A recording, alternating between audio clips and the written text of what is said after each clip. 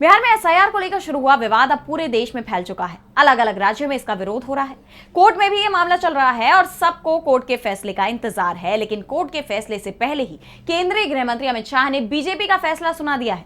तो क्या है पूरी खबर, जानने के लिए देखिए ये रिपोर्ट। संवैधानिक संस्थाओं का रसूख घटाकर बीजेपी अपने इशारे पर काम करवाती है, ऐसे आरोप विपक्ष बार बार लगाता है। विपक्ष चुनाव आयोग को बीजेपी की कठपुतली बताता आ रहा है, लेकिन अब ऐसा लग रहा है कि मानो अदालतों में भी बीजेपी अपने मनमाफिक फैसले चाहती है। यही वजह है कि जिस एसआईआर पर सुप्रीम कोर्ट में सुनवाई चल रही है और आखिरी फैसला भी आना बाकी है, उससे पहले केंद्रीय गृह मंत्री अमित शाह ने फैसला सुना दिया कि बीजेपी चाहती है कि पूरे देश में एसआईआर लागू हो। जैसा आप जानते हैं कि बिहार में जिस तरह से एसआईआर हुआ है, उस पर कई सवाल खड़े हो रहे हैं कि क्यों महिलाओं और अल्पसंख्यकों के नाम बड़ी संख्या में काटे गए हैं।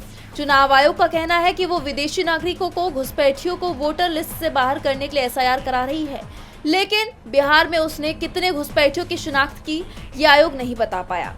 पर अमित शाह कह रहे हैं कि घुसपैठियों को पाल पोसकर वोट बैंक बनाने की कोशिश करने वालों को एसआईआर से दर्द होता है।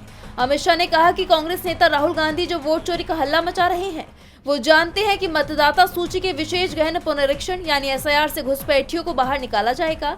यही कारण है उनकी बौखलाहट का। शाह ने कहा कि भाजपा इस बात का पुरजोर समर्थन करती है कि पूरे देश में एसआईआर लागू हो और चुन चुनकर घुसपैठियों को मतदाता सूची से हटाया जाए। अब बीजेपी ने तो कह दिया कि वो पूरे देश में एसआईआर करवाना चाहती है, लेकिन इस मामले में कोर्ट के फैसले पर सबकी नजरें टिकी हुई हैं।